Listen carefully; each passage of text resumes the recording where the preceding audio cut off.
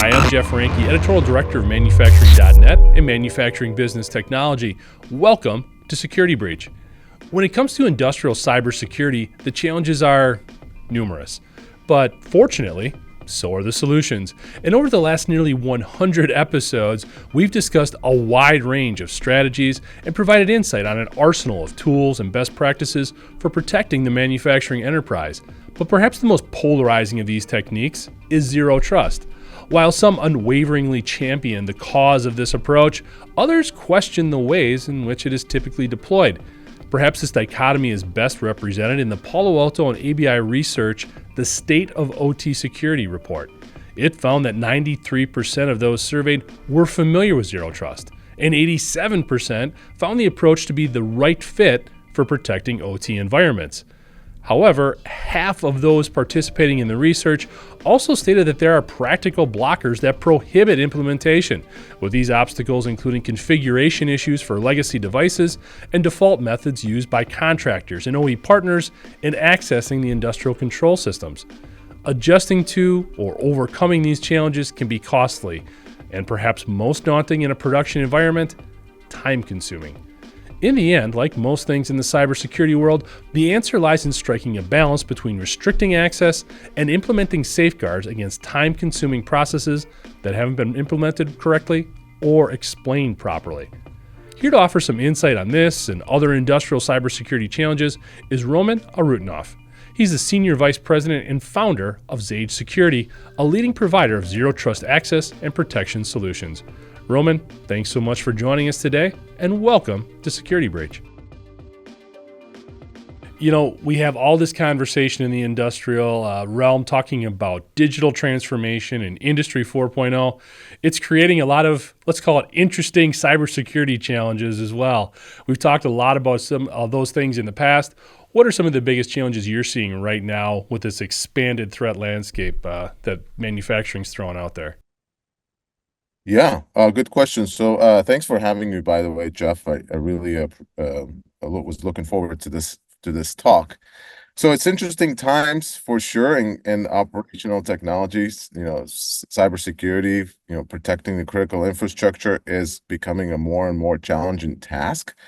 Some of the dynamics that are going on in the market is the ransomware is playing a huge role, right? 71% of attacks, according to the latest data, involve some sort of ransomware, right? Manufacturing specifically is a huge portion of, cyber attacks. 25% of all cyber attacks are happening in manufacturing. So that is a huge slice, right? And what's going on is, you've seen a number of attacks over the last year, like all the way things from like Lockbit that affected a number of manufacturing companies, Volt Typhoon, which was kind of hard to discover because it's sort of like living off the land. It was there. It wasn't really doing anything, but it was there. Clorox came out and said, they got taken down by, I think it was Scattered Spider, right? That caused them over 350 million in losses, right? But if you look at the common pattern across all of these attacks, and what's happening is the attackers are really going after the low-hanging fruit, right? It's things like exposed VPN accounts, right? Stolen credentials. They get in through these VPNs. They compromise a system. They enumerate the network, escalate privileges, and then they spread laterally, right? And this is a very common pattern across all of these attacks.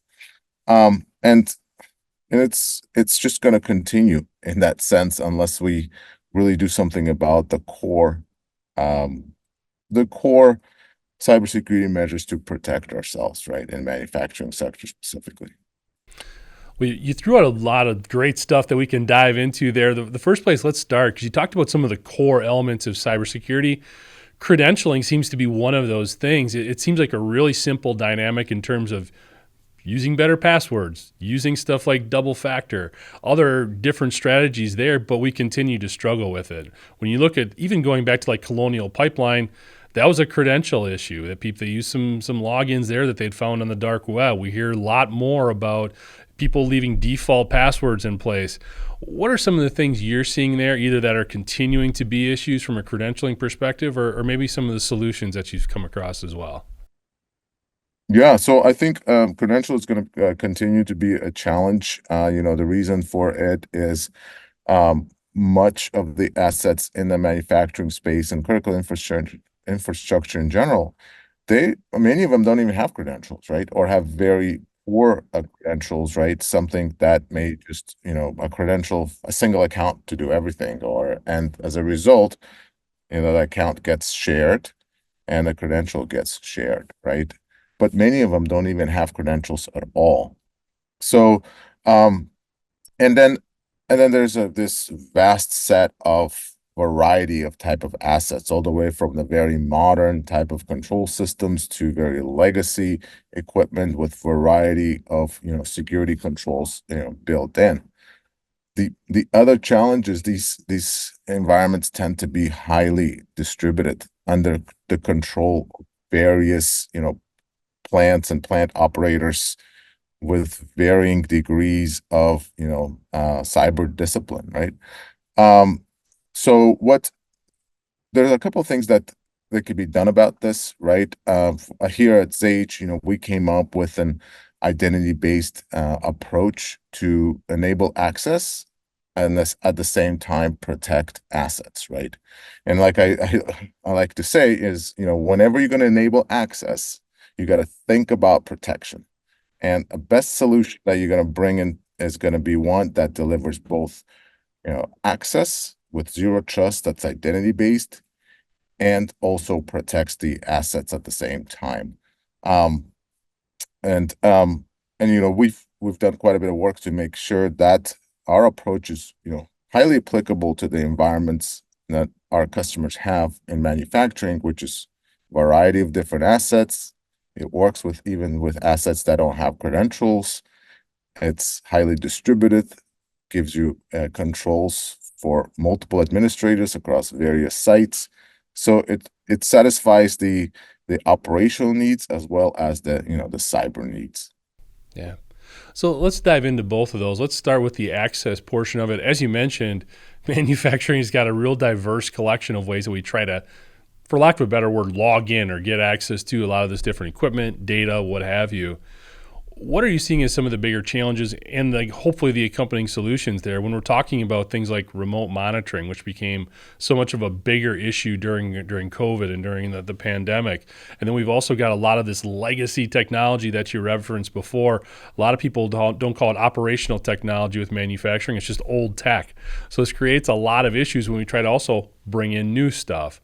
How are you seeing folks respond to a lot of those challenging dynamics, I guess?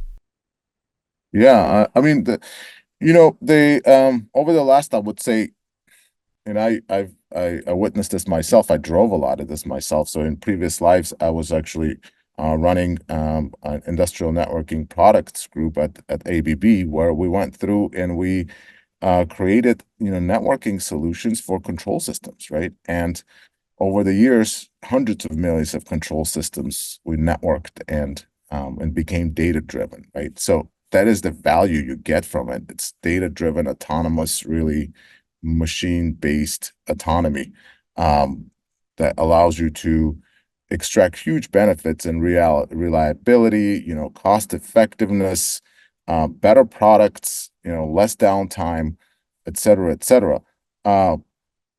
But it leads to cyber issues, and the tools, unfortunately, that manufacturing companies or critical infrastructure companies really have relied upon the same tools that they've used for decades. Things like VPNs, things like firewalls, right?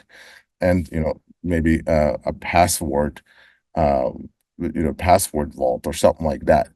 Um, you know, all of these tools really have become so complicated to use, hundreds of thousands to millions of firewall rules, uh, password vaults that have, proliferated, became disjoint, and became attack surfaces themselves. And VPNs, they've been in the news for a while now, right? You've seen all those VPN news, especially like in the last year or so. We've seen, one VPN after another not only become the attack vector, but it itself became the host for the attack itself, right? That the software in the VPN became compromised, and attacks were launched from the VPN software itself. So, um, and that's part of it. That's the big part of it is the tools that organizations use are the same old tools that are decades old, that are vulnerable, and they have to disjoint. They're disjoined, and the organizations struggle to piece them together. So, Roman, is that a technology issue or is that a people issue? Because a lot of the solutions that we come up with that maybe are not the ideal solution, it's because we're tailoring that to the individuals that we put in charge of the equipment, the network, or what have you. Do we need to train people and inform people better, or do we need to be smarter from a technology perspective? Which way is the better one to go, do you think? Yeah, well, that's a good question, Jeff. I mean, the at the end of the day, it's not really a technology issue anymore, right? There are much better solutions on the market. Xage Fabric is certainly one way to go to eliminate that complexity and enable access and protect your assets. But organizations are also, they're slow to move, right? And slow to change. Um, and I think at the end of the day, this cybersecurity solution should not just, protect or be just focus just on cyber. I think it also needs to be a productivity tool, right? And and I think that accelerates the transition. If you give an organization a tool that or a product that improves productivity and at the same time protects their assets and infrastructure, they're much more likely to adopt it and move forward. At the end of the day, many of these companies are motivated by production, right? And they increase production and eliminate downtime, and if you give them something that also protects their assets along as well as doing that, um, it really accelerates things forward. No, great. I love that. Yeah, it's definitely these are productivity tools. That's a great way to look at it and a great way to phrase it, not only for getting support kind of further up the food chain from in terms of investing in these types of tools and strategies, but also getting buy-in on the plant floor as well. I think whenever you can show production-focused individuals that this is not something going to slow them down, but help them to be better going forward, I think the buy-in is going to increase significantly. That's a great point. Right, right. I mean, I can give you a good example of that where, it's a simple example. We have customers that are, they operate, so in this case, turbines that are in the middle of the ocean, and there's wind turbines, and they actually have to fly helicopters to service them, right? And they, you know, many occasions, on a few occasions, they've flown a helicopter out there and they've realized that the technician before them has changed the passwords and they didn't tell them, right? And it's not tracked anywhere. It's sort of just, and they're on their laptop in some sort of an Excel spreadsheet, and it's not shared. So, they would have to fly back and they would have to chase this person chase this person down and figure out what the credential is. In the meantime, the production is down. They just wasted all this, flight time, you know, technicians' times and resources flying the helicopter, and uh, it could be much simpler than that, right? With Zage, they can use their identity to authenticate. Everyone's got their own credential. Everyone's got their MFA. Everyone's got their roles and policies of what they can do, right? So not all of these challenges eliminated. Very interesting. I want to get more into Zage in a little bit here, but got to follow up again. You talked about manufacturing continuing to be such a huge target for the hackers. They're going after them.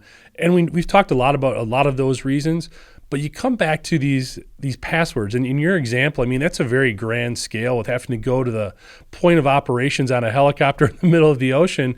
But downtime on a regular plant floor, if you're making cookies in Madison, Wisconsin, if that line is shut down for 15 minutes to find a password, that's a huge deal and a huge concern. What, in your experience, do you think is there just a culture in manufacturing when it comes to security? It just hasn't become the priority that it should be yet. Is it just because we are so production focused that it just falls to the back of the line, so to speak, or is there some other maybe overriding issue or mindset that just prevents us from embracing it like we should?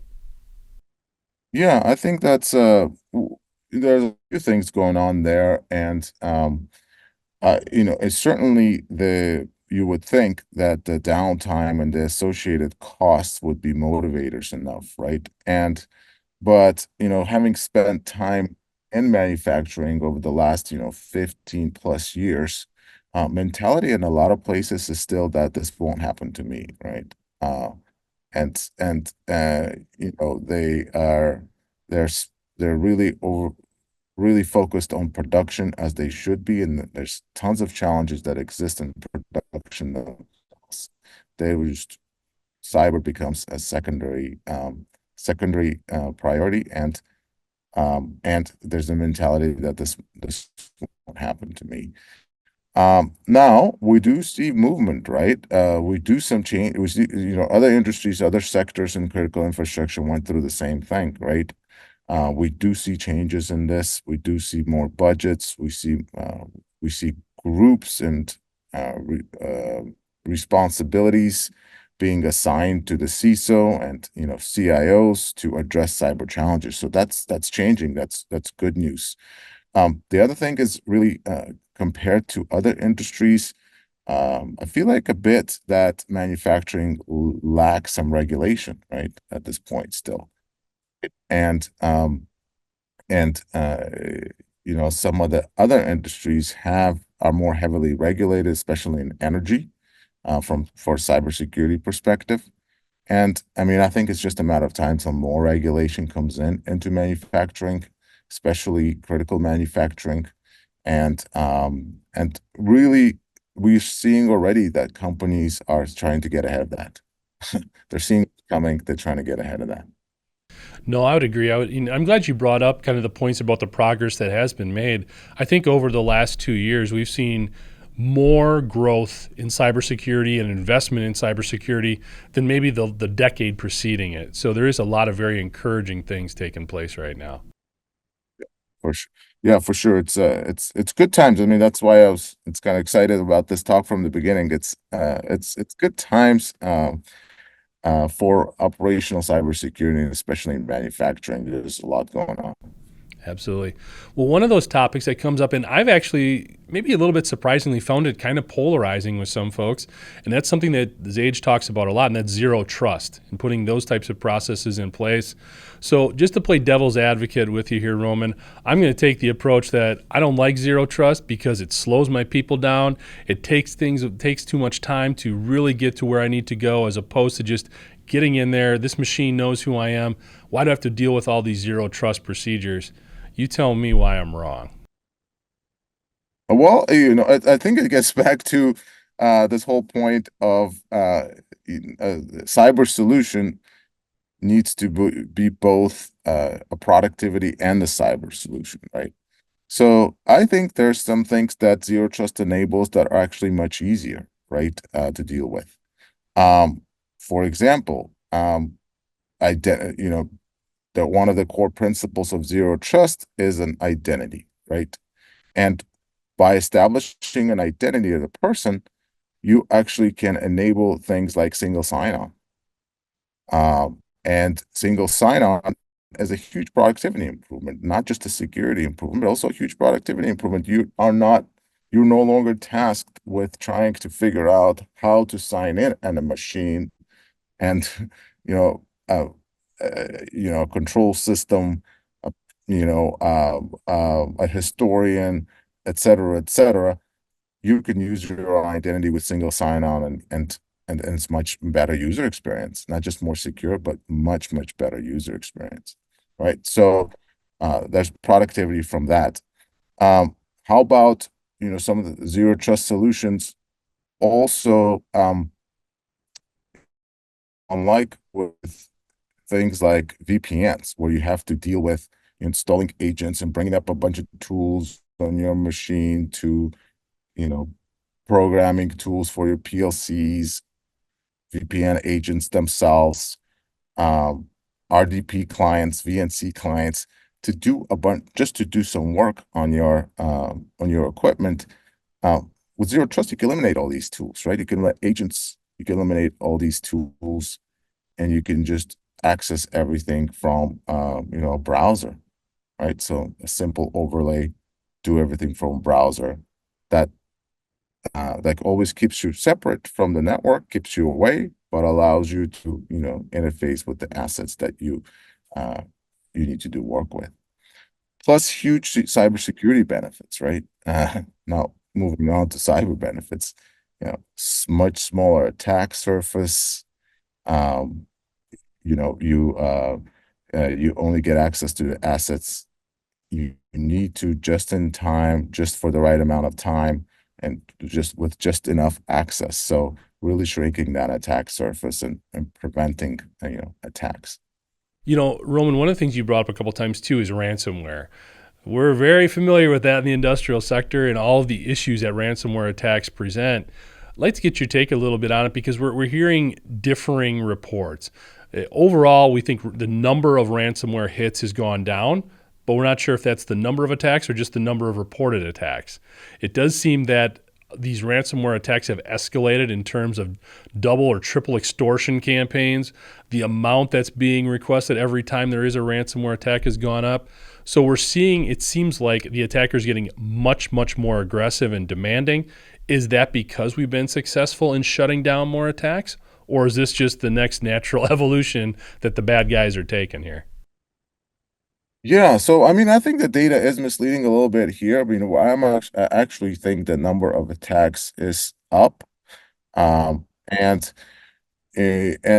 perhaps it's not being reported in the right way, and perhaps organizations, the impact of some of these attacks is small, so organizations don't really have to report it, right? But the number of attacks, according to, the data that I have, is actually, up quite a bit compared to last year. Um, the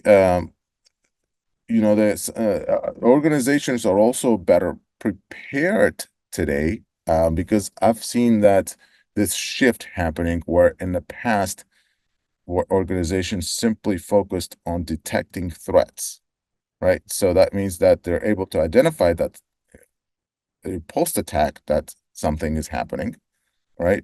But they have not prevented that attack to, in the first place. And after detecting it, they are also no better off in preventing the next one, right? So today, over the next, over I would say the last couple of years, there's been a more focus on protection and prevention. That means organizations are, adopting tools like, access management solutions, segmentation solutions, privileged access management solutions, identity solutions, to really focus on protecting themselves from attacks. And I think that's playing a role, where it's not the ransomware attacks are happening, but we're better prepared to protect ourselves from them and mitigate post breach, right? So the impact in a lot of these attacks, the impact may not be as big as it has been in the past. Now, some of the bigger ones, we also see some ransomware that's has been able to extract quite a bit of money and has caused a significant amount of downtime.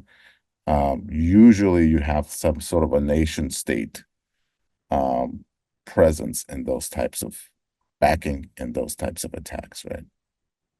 So let's look at the response to a lot of these ransomware attacks, and we're going to paint with some real broad strokes here.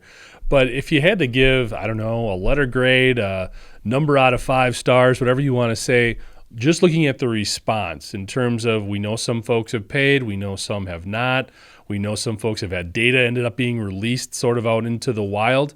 How would you say the industrial sector has, or how does it stand in terms of its response to a lot of these ransomware attacks? Is it a C plus? Is it 2 out of 5 stars? What would you tell us? Huh. That's actually in the next area of sort of focus now for organizations. The response is still quiet.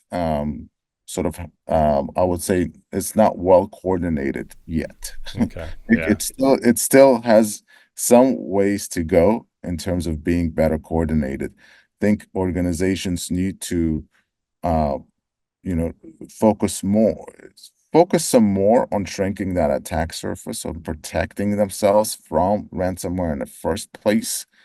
Um, and then, after they, and as at the same time, implement controls to be able to mitigate and isolate the impact. So, they can, take the, they can disconnect that account that's been compromised very quickly across the whole footprint, or disconnect that machine or isolate that machine that's been compromised very quickly, right? Have those types of controls so they're able to better respond. And then the next area would be also um, to spend some time on is really being able to recover, right? Now that you've you shrunk that attack surface, you have controls to isolate compromised accounts and assets. Now you got to recover, right? And recovery solutions are also, coming up to market. Excellent. So we've got this ongoing dynamic here where we've got more attackers out there, more things to worry about. Visibility continues to be a concern. At the same time, we've got an influx of tools that have come out to the marketplace, and it puts those in the manufacturing space at a little bit of a tough place because there's a lot of options. They may have limited budget. Maybe they've already invested in a bunch of tools, but they also want the newest, shiniest thing. What advice might you offer to manufacturers in the industrial sector in terms of selecting and managing the right tools for their enterprise?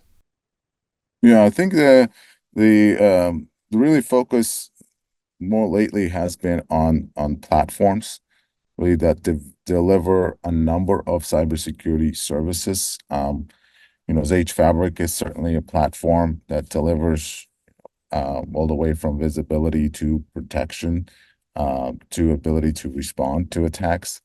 There are other tools, there are other solutions on the market as well that are really deliver platforms. Um, and it doesn't mean that you should completely eliminate best of breed type of solutions. Um, I think that some limited budget should be allocated to these types of explorations and best of breed tools. But the majority of focus should really be on a platform that allows you to do things in a converged manner. Um, Otherwise, the security professionals today are really spending way too much time and resources, pulling tools together, trying to understand the data that's being presented, and it's sort of becomes this inverse pyramid of pain, right? For many, right? Yeah. No, it definitely can be, especially because you work so hard to get the funds to invest in these tools and you want to make the right decision. So what you're saying makes a lot of sense. So Roman, kind of looking big picture here, you talked a lot about the response in terms to a lot of these hacks and a lot of these attacks and what were the right way to go about doing it. Have you seen some of the bigger lessons learned from some of these attacks that maybe we're able to pick up and apply or even share kind of across the industry and in the best way to deal with some of these things? Yeah, so I think focusing, I mean, it sort of gets back to the basics, I think, and many organizations are missing the basics, not just because of process, but also because they're dealing with, like I said, unique challenges with sort of different types of assets they have across many different areas, and uh, and vast interaction base, it's really is a complex challenge. It's a very distributed, complex challenge. So the work is cut out for them for sure. But you gotta, instead of trying to really focus on, I would say, finding threats, which is an advanced sort of technique for many companies. I think organizations should spend more time on establishing controls for, eliminating things like VPNs, right? Uh, we know those are attack patterns. Should be really no reason for anybody, to continue to stick to the VPNs. Even the federal government today has been compromised through VPNs, right? And has issued directives to eliminate them, and across many of the sectors, right, where they exist. Focus on that. Focus on um, managing credentials, right? Finding ways to manage privileged access, manage credentials, not just on your, Windows machines and servers, but also on your control systems equipment, right? Um, and if they don't support credentials, um, implement,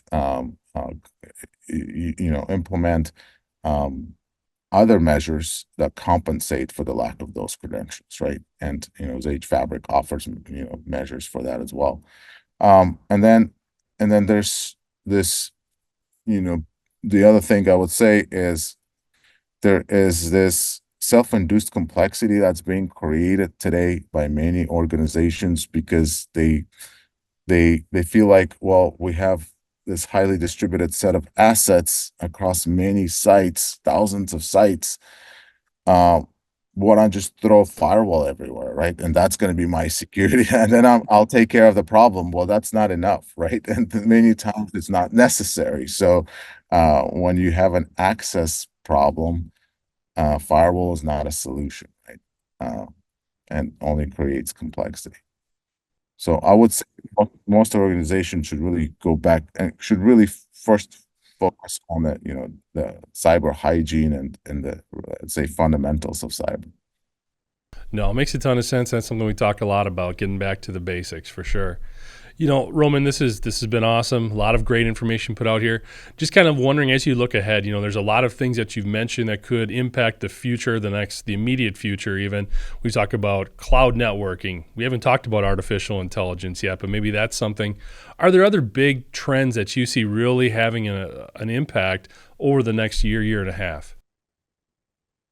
Yeah, so artificial intelligence for sure, and I think that artificial intelligence can be very helpful and a few things. One is, really giving the ability for organizations to understand where they stand from the cybersecurity perspective. What is my cybersecurity posture, right? It gives you this interactive way to um, to work with Gen AI, for example, to be able to ask the right questions and and understand where you stand. The other thing is it's a nice co-pilot in many ways. Gen AI is pretty good at that, uh, to actually execute on cybersecurity response, right? So many times when you want to isolate an account, you want to isolate an asset, you want to make changes in some systems, you are able to have this conversation with Gen AI, and it will actually create scripts for you. It understands the APIs of various products. It will be able to execute those tasks for you. And then refine, right? So it helps you refine policies. Um, Mainly, for example, we see this all the time. Organizations, an employee in our own organization may have access to 100 assets, but they only use 3, right? Should they continue to have access to 100, right? This really expands that attack surface. AI is pretty good identifying that and suggesting that this shouldn't be happening, right? And it's hard for a human understand this amount of data and go through all of that. But AI is pretty good at that, and it'll implement the changes to evolve. So, Xage has launched what are we called the Xena Copilot recently, and it's quite helpful with these types of tasks. So AI is going to continue to be a nice, it doesn't substitute a human, but it's a nice way to really accelerate your cyber protection. Excellent. Yeah, it's going to be interesting to see how AI plays out. The bad guys are getting good at it, but the good guys are getting a lot better, it seems, in terms of how to use it for a lot of different things. Like a lot of things you just mentioned there, also in terms of defining, the algorithms to prevent against some of those attacks or some of the phishing techniques that are being used by social engineers and hackers. So it'll be interesting to see how it plays out. For sure. Interesting times. Yeah, without a doubt. Last question I got, and this just kind of comes from the fact that we've been talking a lot about simplifying things, making sure we're doing a lot of the basic things correctly. And one of the things I've begun to wonder a lot about as we get more and more connections throughout OT, how do you feel? I mean, are we over connected? Do we have too much stuff that is connected, drawing info, sharing information, whatever the case may be? Or is this just something we need to continue to evolve and get better at doing? So I have pretty good, strong opinions about this. I mean, it just depends on what you look at, right? So Yeah. oftentimes, if you look at control systems, they are designed to work in a sort of predefined way. The way you configure it, or the way you program it, that is the way the system it needs to operate, right? It will be designed to operate. It doesn't actually require this any-to-any connectivity, right? So that a network gives you, right? So where everything's connected to everything. But it is used, today's IP network in general, that's the power, right? You can connect anything to anything, right? So over a network. Uh, Control systems don't necessarily need that, but at the same time they use networks, so they get that, right? So the way to really you know to design cyber solution for control system is really adapt the network to operate the way the control system needs it, right? And you can do so through access policies and through interaction controls, just like I described previously with Xage, and that it's sort of that creates that limits the purpose uh, of connectivity of network for the purposes of that control system for production of specific type of a equipment or process or product. It doesn't just create this any-to-any connectivity for no reason. Mm-hmm. No, makes a lot of sense. So, Roman, last question I got for you here. When you said you were one of the co-founders of the company and you wanted to get into an area that was tough. You picked the industrial sector because of all the connectivity and all the sensors and everything else. You've got your fingers on the pulse of what's going on here. You mentioned a lot of those attacks that have taken place previously. So you know about all the bad stuff. I can only imagine the things that could potentially keep you up at night. But let's flip the script a little bit. What are the things that reassure you right now that are going on in industrial cybersecurity? What are the things that help you feel okay when you put your head down at night? So I mean, there's quite a bit. It's a good question. There's quite a bit going on there too. I mean, one of the major things is compared to just even 5 years ago, is manufacturing organizations creating teams that are responsible for cybersecurity, right?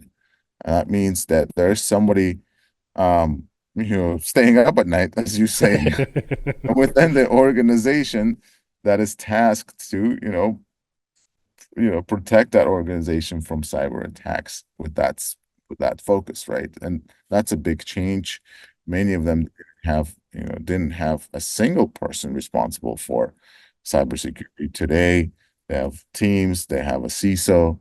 70%, I think, are actually also converging that with IT now, which is a big percentage, with a big change as well. Previously, it was completely segmented into operations only, right? And And today there's this convergence into IT in a good way convergence, right? It doesn't mean that the OT security is just like IT security, but there's more budget now, right? To do things and from OT security, right? With specific solutions that are, OT security centric. And the other thing is the number of products, and the industry has really blossomed from that perspective, right? We have a big realization that IT cybersecurity tools don't don't work in an operational environment because of the reasons I mentioned. It's distributed assets, a variety of protocols, uh, different types of equipment, focus on availability, et cetera, et cetera. So there's specific solutions now built to protect operational organizations. So that's another great thing that's going on. And the community is quite strong. The professionals, if are really true professionals from that perspective, that have taken OT security very seriously and really moving it forward in a big way. And just I personally love the community that we have. Thanks, Roman. And for more information on the work him and his colleagues are up to, you can check him out at xage.com. That's XAGE.com. And I'd like to thank you for joining us today as well. To catch up on past episodes, you can go to manufacturing.net, IEN.com, or MBTmag.com. You can also check Security Breach out wherever you get your podcasts, including Apple, Amazon, and Overcast. And if you have a cybersecurity story or topic that you'd like to have us explore on Security Breach, you can reach me at jeff@IEN.com. For Roman Arutyunov, I'm Jeff Ranke, and this is Security Breach.